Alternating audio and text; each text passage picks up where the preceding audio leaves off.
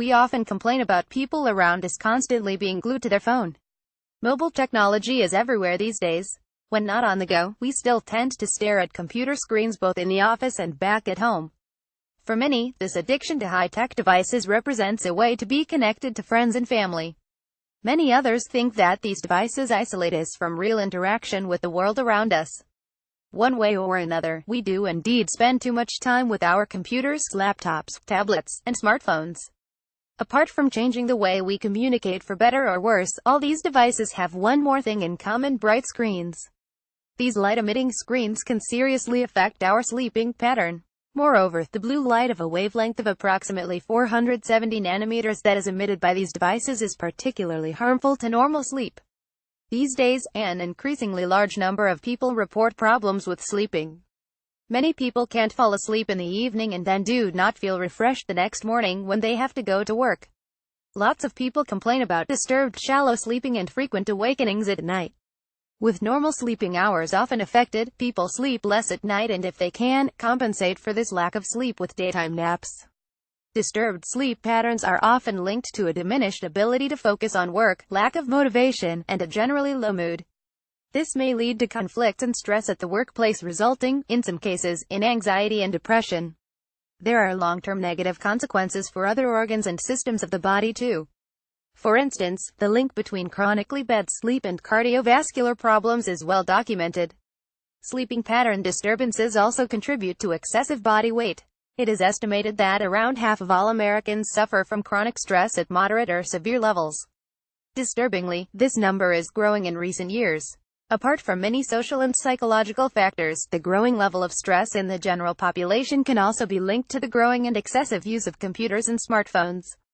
Exposure to bright screens in the evening hours is particularly harmful.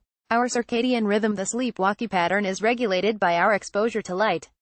There are several components of this system that are particularly important. First, we have specific cells in our eye retina that function as detectors of the duration and intensity of light. These cells, called intrinsically photosensitive retinal ganglion cells (iPRGCs), are particularly sensitive to short-wavelength blue light. Light-exposed iPRGC cells send signals to the suprachiasmatic nucleus in the brain.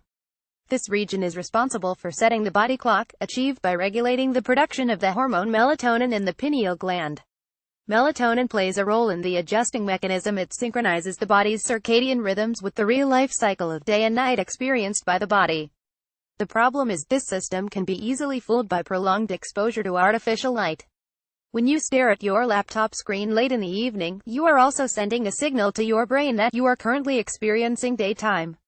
Your body will try to adjust accordingly to help you take advantage of daytime hours. It will reduce your desire to sleep. And once the screen is off, you don't feel like sleeping anymore. Recently published experimental data demonstrated that just 2 hours of evening exposure to bright computer screens emitting blue light decreases sleep duration and, more importantly, dramatically reduces its quality. People exposed to computer screens were awakening during the night much more often compared to those who did not use computers in the evening. The data also demonstrated that both the type of light emitted by the screens and its intensity is important for nighttime sleep quality. The screens with low brightness were less disturbing for sleep quality, and the screens emitting red light did not affect nighttime sleep at all. Exposure to blue light emitting bright screens in the morning is actually a positive thing. It can help to readjust the body to the correct time of the day. In fact, morning exposure to blue light is even used in a number of bright light therapy methods aimed at normalizing the circadian cycle, particularly in elderly people who often experience sleepwalking pattern disturbances. It is quite unlikely that after reading this article anyone will immediately give up the habit of late-night internet browsing or chatting with friends via social networks before going to sleep. There are, however, several simple methods to reduce evening exposure to blue light emitted by screens. First, you can reduce the brightness of your screen. You can also change the background color while reading some types of documents. Text with white letters on a black background definitely reduces light exposure. If you anticipate working with documents in the evening, it might be a good idea to print them out. Paper is certainly much friendlier to the eyes. It is also possible to cover your computer screens with special filters that block out blue light. These small changes won't require any major changes to your habits and routine, but will help you to regain a normal sleepwalking pattern and bolster feeling refreshed the next day. References: Aaron J. 2006, Melatonin and Human Rhythms. Chronobiolint 2312-2137. doi 10.108077420520500464364361. Figueroa, M.G., Wood, B., Plitnick, B. et al., 2011. The Impact of Light from Computer Monitors on Melatonin Levels in College Students. Neuroendocrinal Let. 32215863. PMID 21552190. Skeen D.J., Aaron J. 2006, Human Circadian Rhythms, Physiological and Therapeutic Relevance of Light and Melatonin. In Clin Biochem. 43, pt 5, 34453. doi 10.12580004563067785201142. Wright H.R., Lack L.C., Kenaway D.J. 2004. Differential Effects of Light Wavelength and Phase Advancing the Melatonin Rhythm. J. Pineal Res. 362-1404.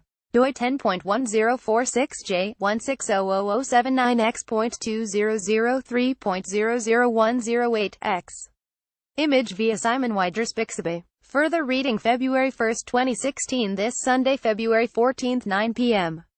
E.T., the Emmy-nominated Brain Games TV show is back. Wonder Junkie Jason Silva returns to our screens, teaming up with Read More Like What You Read. Give to Brain Blogger, sponsored by GNIF with a tax-deductible donation. Make a donation.